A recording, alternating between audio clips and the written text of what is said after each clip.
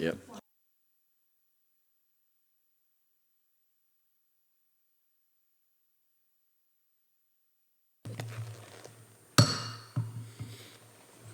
Good morning, everybody. My name is Councillor Razia Sharif. I'd like to welcome you all to the Licensing Subcommittee meeting on Tuesday, 21st of October 2025.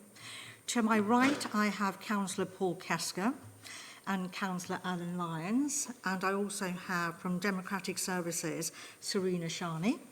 And to my left, I have Head of Legal and Deputy Monitoring Officer, Nicholas Ayers. No. Sorry. Oh, I don't actually. Would you like to identify yourself, please? It's all right. I'm Amanda Apcar. I'm Legal Services, but I'm the Planning Officer. Sorry. I'd like to remind everyone that this meeting will be filmed live and recorded and uploaded to the internet and will be capable of repeated viewing. Therefore, by participating in this meeting, you are consenting to being filmed and to the possible use of those images and sound recordings. So if any public speakers on MS Teams do not wish to have their image captured, they should ensure that their video settings throughout the meeting is turned off and set to audio only. Members and public speakers are reminded to turn the microphones on before speaking, and then please do turn them off when you've finished. Are there any apologies for absence? No apologies, Chair. No? Declarations of interest from any of our members? None, Chairman. No, thank you. We are now going to go straight to our first application, which is the Waltham Abbey Royal Gunpowder Mills. Is there anybody here speaking on behalf of that application? Hello, yes, I'm Serena Avery. I'm the General Manager of the Royal Gunpowder Mills, and I bring my colleague today, Julia Ryan, who is our Business Development Manager. Lovely, thank you. Right, I think we can start. If we can start with you to present your case, is that okay? No. Go to Debbie. Planning, Oh, licensing right. officer. I do apologise. Licensing officer, could we come to you first? Thank you. Good morning. So this is to determine the application for a new premises licence under the Licensing Act 2003. The Waltham Abbey Royal Gunpowder Mills Charitable Foundation Limited have applied to the licensing office at Epping Forest District Council for a premises licence in respect of the Waltham Abbey Royal Gunpowder Mills in Bewley Drive, Waltham Abbey, Essex, EN9 1JY. The application received on the 4th of September 2025 seeks to permit the sale of alcohol and the provision of regulated entertainment in the 6 buildings and external area identified in the plan at page 22 of the report. The proposed hours and days for the licensable activities are as follows. So for regulated entertainment, both indoors and outdoors, Monday to Saturday, 10 a.m. to 2300, on Sunday, 10 a.m. to 2200, and then the sale of alcohol on the premises only is Monday to Saturday, 10 a.m. to 22:30, and then Sunday, 10 a.m. to 21:30. The opening hours are Monday to Saturday, 10 a.m. to 2300, and Sunday, 10 a.m. to 2200. The consultation period ran from the 5th of September to the 2nd of October this year. All responsible authorities received a copy of the application. No objections have been received. However, Essex Police have agreed additional conditions with the applicant. The agreed conditions can be found on pages 49 to 51 of the report. The application was also advertised at the premises and in the local newspaper. And during the consultation period, the authority received 2 representations from local residents. These have raised concerns over public nuisance and antisocial behaviour. They can be found on page 55 to 58 of the report.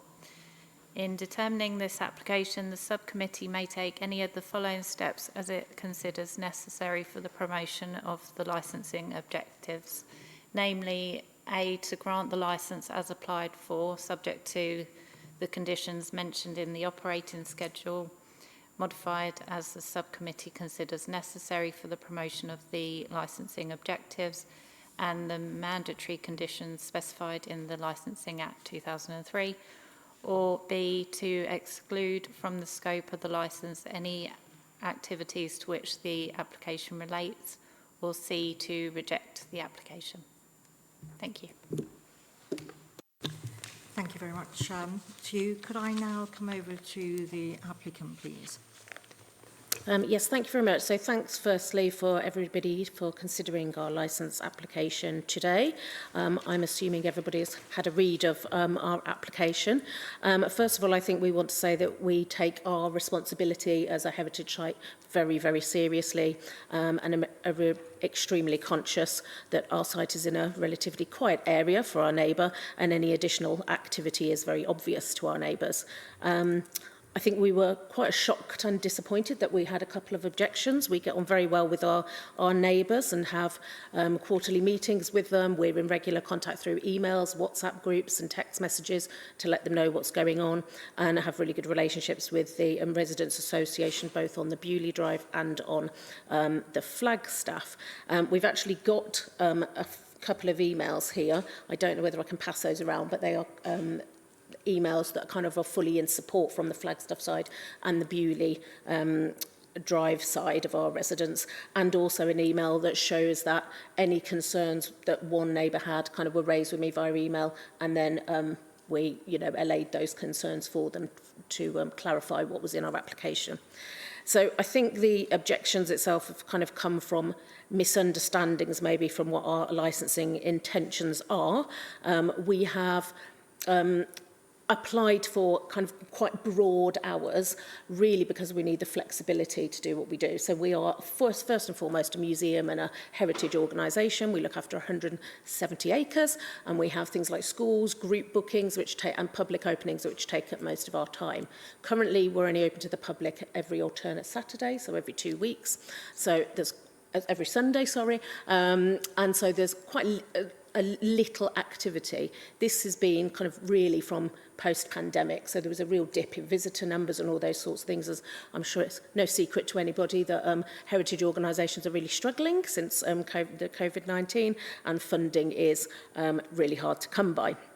So we really need to kind of get back to where we were pre-COVID and put on more events and kind of change our business model, really. So it is about income generating, it's about fundraising for our charity, and we need that flexibility to work around other things. So, for example, next year we're looking at kind of, can we do wedding receptions? And so we might want to serve alcohol in the middle of the week at kind of, 12 noon for guests to enjoy. We won't be running kind of alcohol sales every day, kind of all of those hours. So we want to make that really, really clear.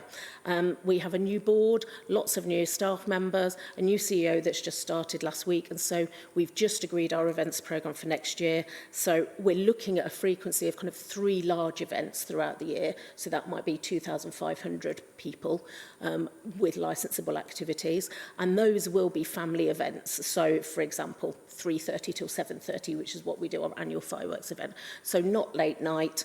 We may add in some partnership events, such as a food festival, would be really nice. So those are the kind of things we're looking at. We're definitely not opening a nightclub. And, we want to assure our neighbours that there won't be a huge deal of frequent late night events.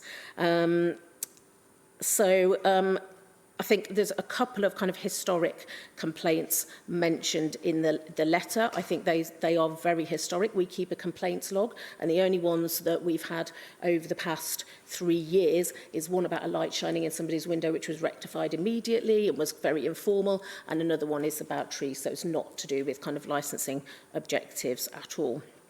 In terms of the prevention of crime and disorder, we have a really good relationship with local police, and we've agreed the conditions with them relating to alcohol sales, such as keeping a log of any refusals. For all of our events, bigger events, we run work with kind of trusted alcohol vendors anyway, and we're looking to kind of expand on that for when we've got a talk coming up, so we'd like to offer people to, buy a glass of wine in the interval. So those are the kind of things we're talking about there when we're selling alcohol ourselves. A lot of any crime that we do report to the police is usually intrusions because it's a quiet site. So any events that we put on, actually talking to the police, and we've talked to Historic England, which we're doing a new security audit with them, they are welcoming kind of more events and activities so that the site is more in use and there are people more visibly there to avoid intrusions. We've not had any other kind of disorderly conduct reported, no environmental health complaints for noise, and nothing kind of outstanding in terms of complaints for noise or nuisance. Every event we do, we have booking agreements with vendors and partners that literally has a paragraph about neighbours that says that we respect our neighbours and how to enter and exit the property carefully and quietly. And we do staggered entry from the car park, early finishes, as I've said before, and we've promised in our application as well, if we do have any events such as an outdoor cinema or a music event, that we will do kind of hourly noise readings as well, just so we're keeping on top of that. I would say that we act on any complaint very quickly. We take it very seriously, and I think our neighbours really appreciate that. We have got a lot of evidence of people, especially Julia. Julia's in charge of filming as well, so she's very, very good at communicating with her neighbours, and we get a lot of praise for how communicative we are with them. So can I pass these to people to have a look? So am I allowed to do that?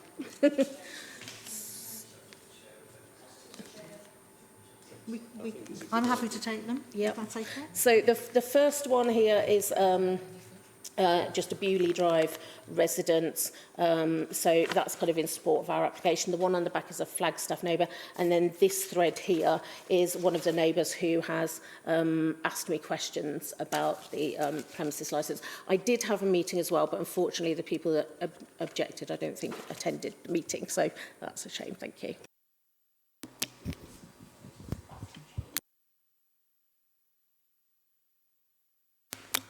Sorry, Chair. I just wanted to interject quickly. The introduction of additional papers at a hearing is at your discretion. You can choose whether or not to include them. Obviously, the objectors aren't here to see them, and obviously if it makes a detrimental impact on your decision, then it could give them grounds for appeal. Okay. Thank you for that.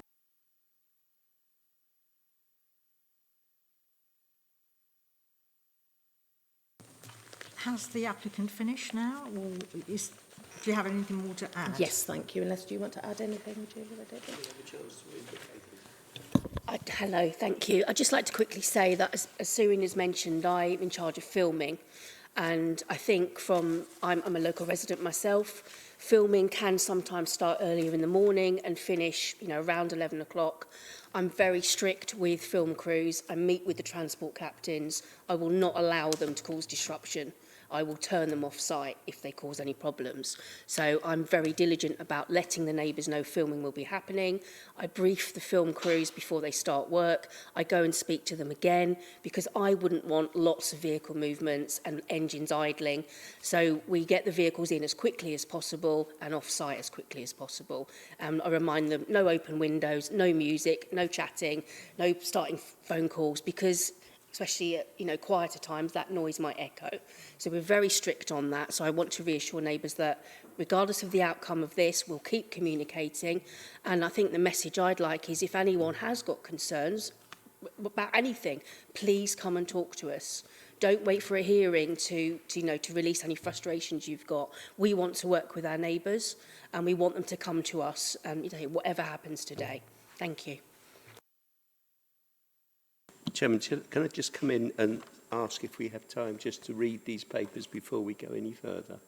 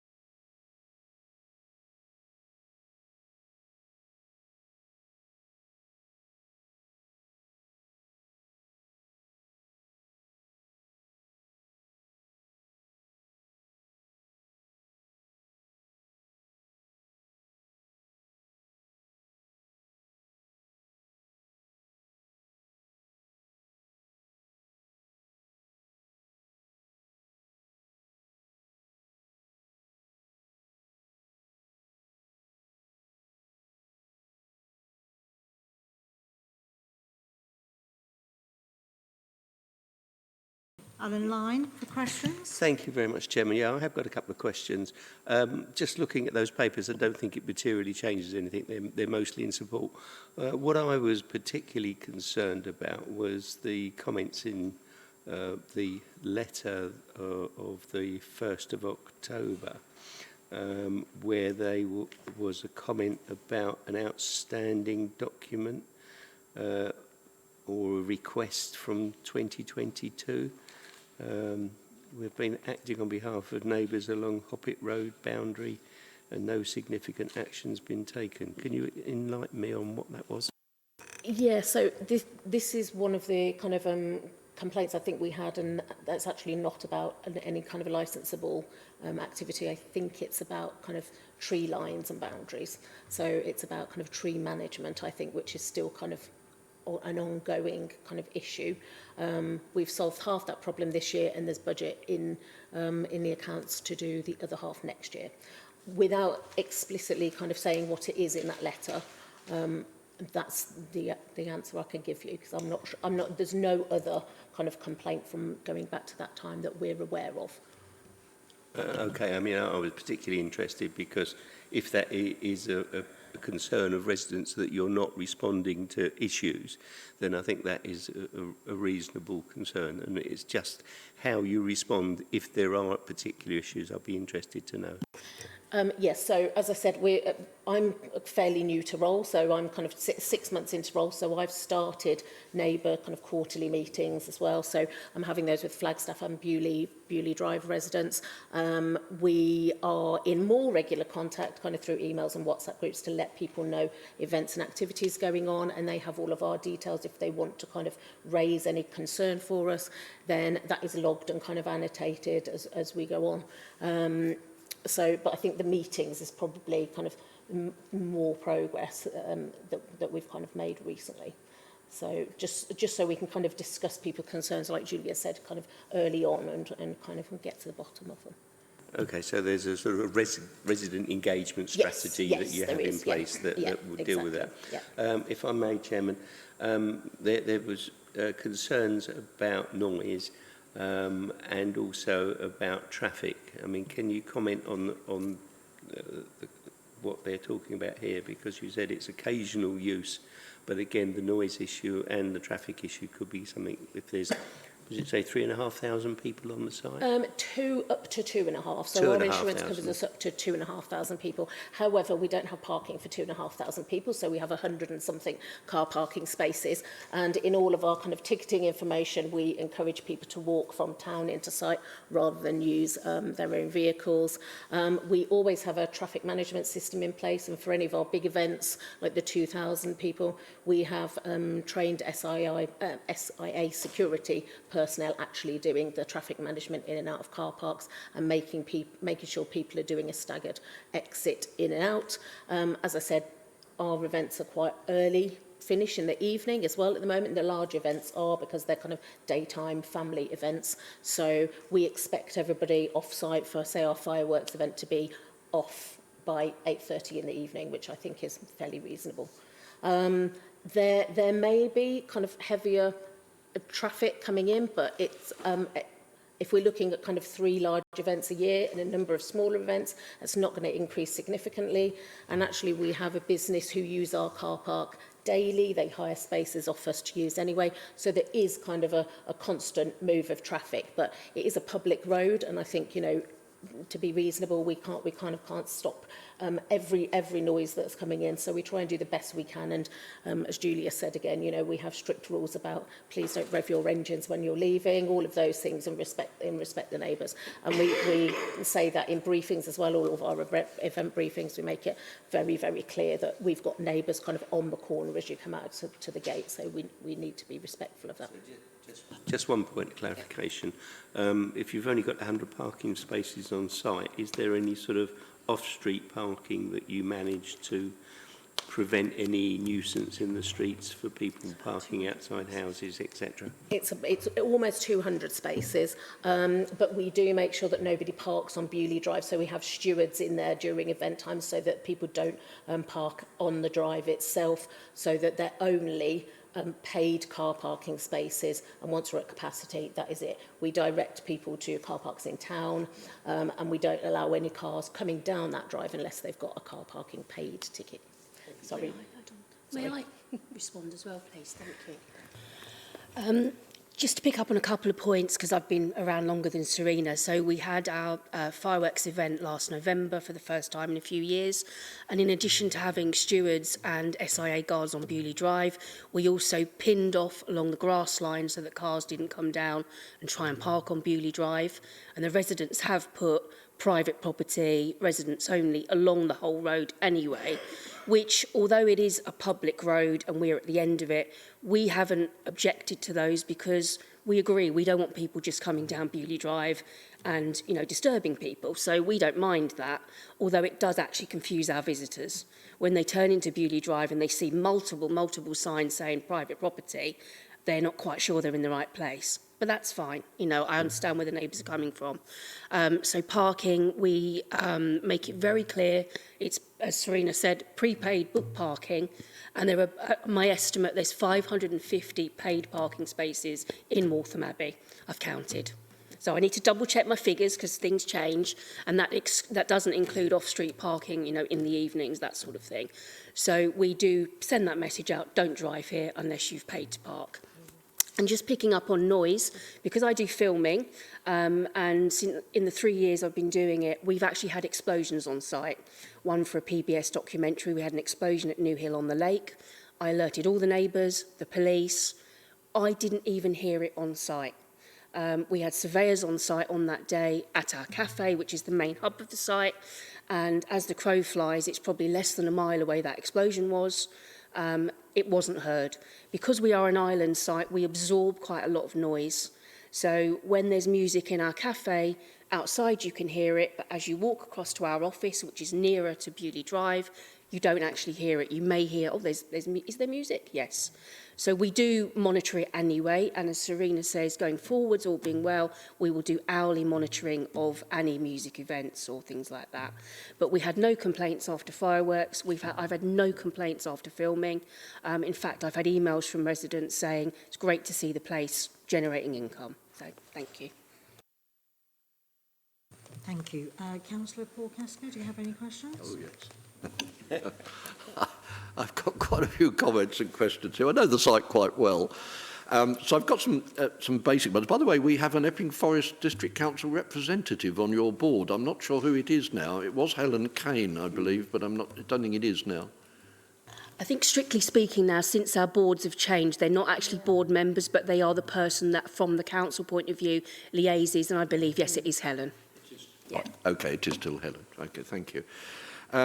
I do know the site fairly well, and I've been to events there as well during the day, I've got to say. A couple of questions for you. You've got an awful lot of small buildings on that site, which were mills and so on, and you've got the water features and all the rest of it.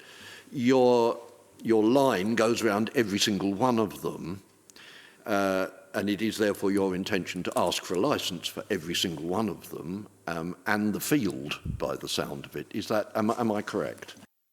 No, so that's the outline of our site entirely, our 170 acres.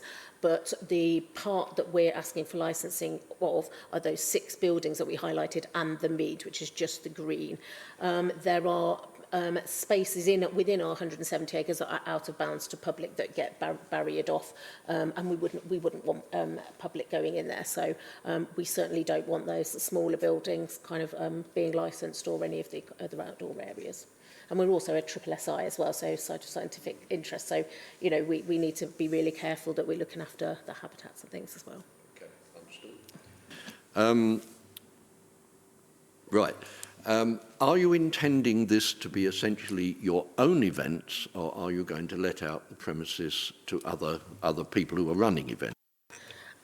Yes, that's a great question. So we hope to do an events programme ourselves. So this is where we said we've just agreed with the CEO if we get our licence that we'll aim for kind of 3 large events throughout the year and a number of smaller events and talks and films programmes. But one of Julia's tasks in her job as business development manager is looking at partnership events. So she ran a very successful car show this summer, so where we're kind of hiring out the site. Again, we're a very small team, so I will say that this is kind of a quarter of our workforce here. So it's not possible for us to put on events every week or even every month. We're dedicated to our openings as well. But if we could do those a few times during the year, but it will be kind of a small handful of partnership events. So we're looking at, a car show, a reenactment group coming in, things like that, really. Sorry, if I may add, so it's continuation of what we already do. So we already do fireworks ourselves, we'll continue doing that ourselves. Things like the car show we do with partners, the talk that's coming up next month, late 22nd of November, that's a partnership event. So it's just continuing what we already do, but we would just like the opportunity to generate more income ourselves rather than partners reaping the benefit of income or by people applying for tens, etc. We want to be open about what we want to do, but it's not drastically different from what we're already doing. And as Serena said, we have not got capacity to do very much more than what a few big events a year. Thank you. Okay, thank you. I have been there for reenactments where they fired cannon across Queensmead, which, to be fair, wasn't that loud. I mean, it was loud on Queensmead, but it wasn't. I don't think you could have heard that anywhere else. So I am aware of that. I think the more was the people laying into each other with pike and shot and knocking each other over was probably noisier. But nevertheless, it's the sort of event which I take it you are still planning to run in partnership with other bodies. Yes, I think, our core offer will be around the heritage and history of the site and things linked to that, and our kind of family offer, they're going to be our main things, but branching out into more kind of hires, corporate hires, potentially weddings, those kind of functions and things. Okay, as I said earlier, there is an awful lot of small buildings there, and they're probably not suitable for what you're talking about, but your main cafe areas and so on are the ones which would be, I can understand that you want to be able to serve a glass of wine with that or to do something. I think that's probably all my only questions. I would comment actually that many years ago I sat on a planning application meeting from a group of education, it was an educational organisation that wanted to knock down a lot of the buildings, build a huge two-storey block to accommodate 500 students or something, and they were going to put a new entrance in, somewhere completely different, so it didn't come in up the existing road. Well, I will also add that we are having discussions kind of internally at the moment about potential other parking spots, so coming round the back of the site so we're not coming past the neighbours as well. That will be a work in progress, but it's something that we're looking at to kind of think about our capacity for parking and Okay. To be specific, that entrance is actually off Holyfield, Crooked Mile. So we still own a road that accessed the site before. We have it blocked off at either end kindly by the farmer who joins us.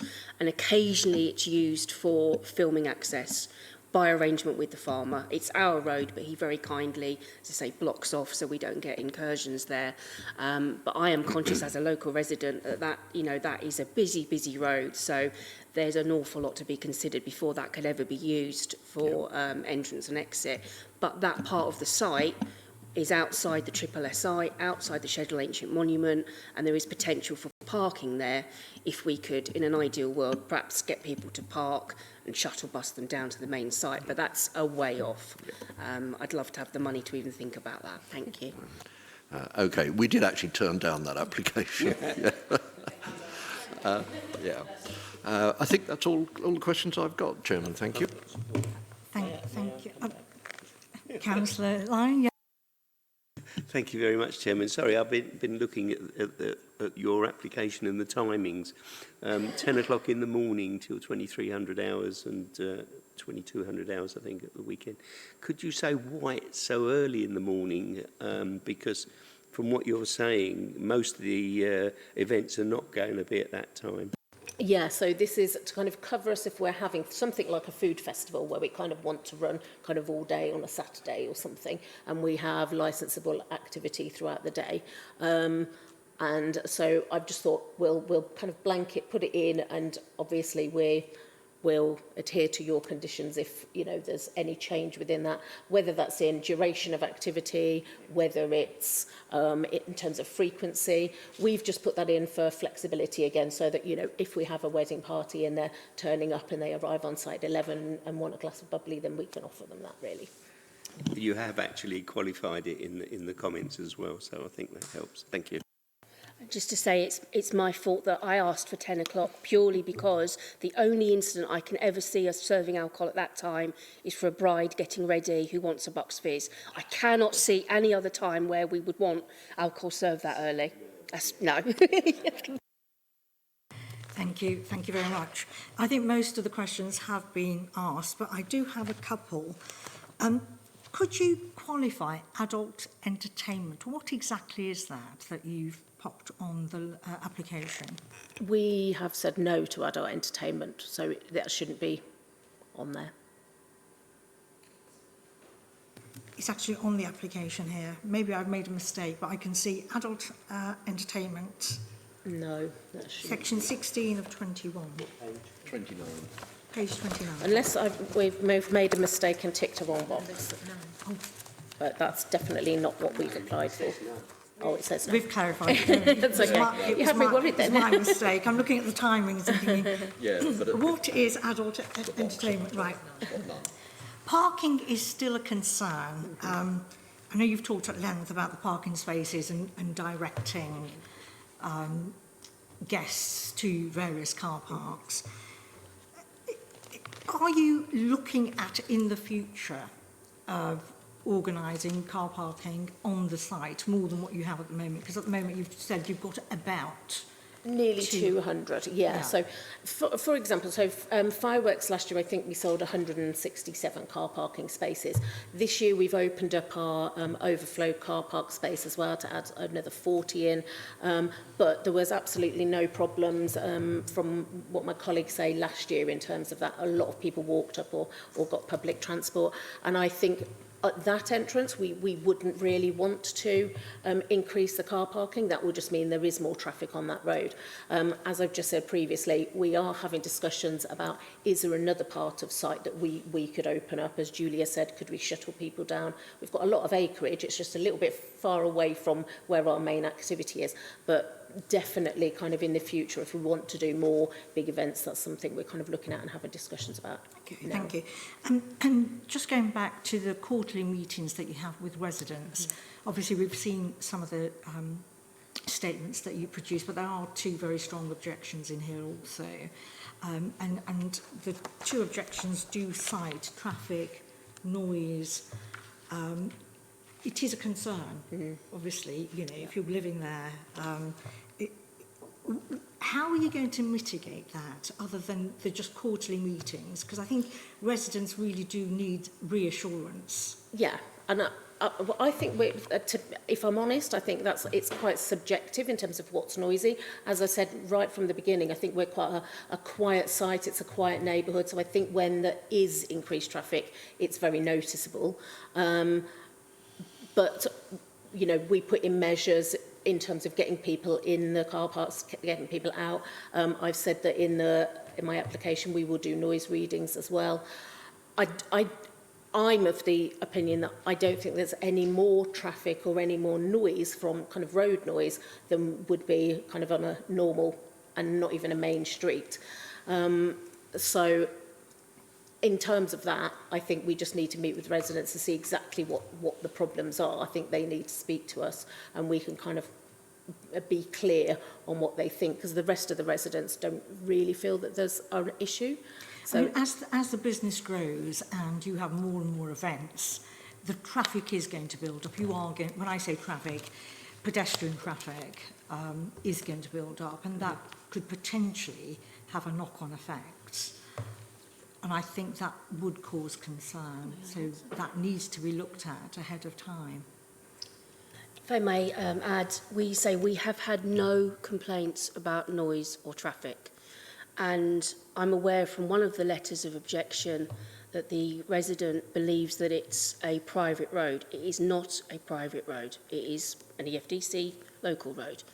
And I think that misunderstanding is a problem that we need to communicate about. It's not really our issue to persuade them that it's not a private road, but if they are expecting no pedestrians, no cars, that's not something within our control. Vehicles come down that road that are nothing to do with the Royal Gunpowder Mills. There's frequent vehicles that go in, delivery vehicles, etc., going into the various closes in Bewley Drive. But the road itself has lots of signs that say it's a private property. There are speed bumps all down the road. We put additional signs in with pictures of children just before our gates. We're going to add in additional speed bumps at the entrance to our car park. So in terms of cars coming in, there won't be a huge volume more of cars coming in because we haven't got the capacity. We're limited by those car parking spaces, including our overflow. There is no scope for us to add more parking. We don't want to. We're keeping the message that use public transport and walk, park in Waltham Abbey, visit the town, because we're all about, working together within the town, within the district. Go and see the museum, the church, go to the local businesses, walk down to us. So that will continue. As I say, and as for noise, we've had no complaints. We've had literal explosions on site and they weren't heard. But we want to, I agree with you, I don't want residents to think, oh, they don't care what we think. I want to keep talking to them regardless of today so that we can add in, what do they want from us? What is there more communication? What do they want to come in and see us, want to attend an event, see the planning? We're happy to share all of that with them. Because I live locally myself and without the knowledge of what we're doing and what we're planning, I can understand their concerns. But as I say, I don't see that there's going to be a big increase in cars because we don't have the capacity for it, nor do we want to seek it on that part of the site. And noise-wise, I say we've had no complaints. So I'm quite upset that people have used this opportunity to say there's noise when that's news to us, and I want to address that. Okay, thank you very much.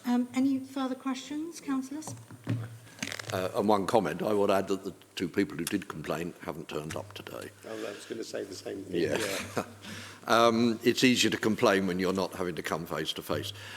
One question on your opening, though. You said at the moment you're only open one Saturday a month. You used to be open every weekend, I believe. So again, what is your plan? So this is, again, a case of kind of this post-pandemic, everything closed down and we're kind of just starting to open again. So over the past year, 2 years, we've been open just every alternate Sunday. Our staff team has kind of reduced as well. So there's only, a capacity issue there for us being able to open to the public. With the new CEO in early talks, I can't say too much now. We haven't fully decided with the board, but we are hoping to open to the public every weekend, definitely. So rather than alternate, because we just want to get visitor numbers up, obviously, and offer, a cultural place for the local community to come. So we are trying to open up more regularly. So we're hoping to look every weekend and then have kind of select events throughout the year.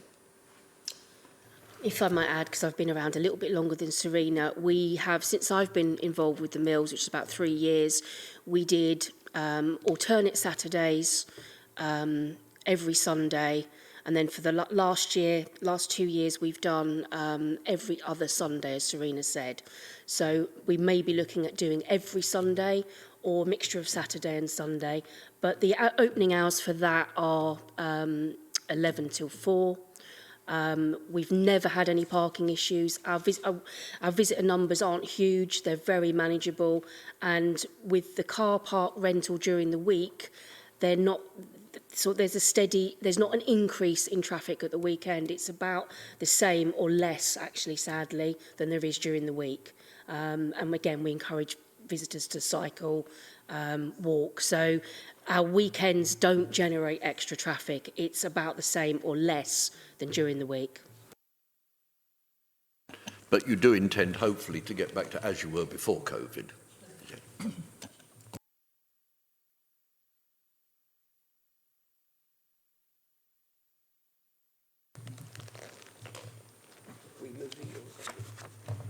We're going to leave.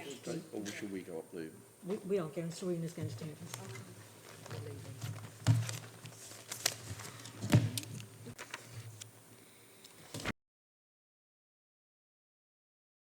Thank you, everybody, and welcome back. So the licensing subcommittee has considered the application for a premises licence for the Waltham Abbey Royal Gunpowder Mills in accordance with the details of the agenda. The representations in support and against the application have been taken into account, and we've also considered what is appropriate to promote the 4 licensing objectives and the relevant parts of the Council's licensing policy and government guidance. During our deliberations in private session, no issue of law or policy arose, and so the subcommittee was not required to call on officers for advice. I therefore would like to say the licence has been granted. It's granted. The hours the premises are open to the public.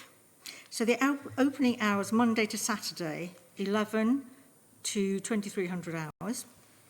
On Sunday, 11 in the morning to 2200 hours. Provisions of plays, films, live music, recorded music and performance of dance, indoors and outdoors. Monday to Saturday, 11 o'clock to 2300 hours. Sunday, 11 to 2200 hours. Sale of alcohol on the premises, Monday to Saturday, 11 o'clock to 22:30. Sunday 11 to 21:30, and this is subject to the conditions as submitted by the applicant within their application. The following condition, as required by Essex Police, so an incident log shall be kept at the premises and made immediately available to police or licensing authority staff upon reasonable request. The log must be completed as soon as possible and within any case within 4 hours of the occurrence, and shall record the following: all crimes reported to the venue, all ejections of patrons, any complaints received concerning crime and disorder, any incidents of disorder, all seizures of drugs or offensive weapons. We are also attaching the mandatory conditions contained in sections 19 to 21 of the Licensing Act of 2003. The applicant and the persons who have made representations are reminded of their right to appeal to the Magistrates' Court within 21 days of the date of the written notification of this decision. Thank you very much, everybody.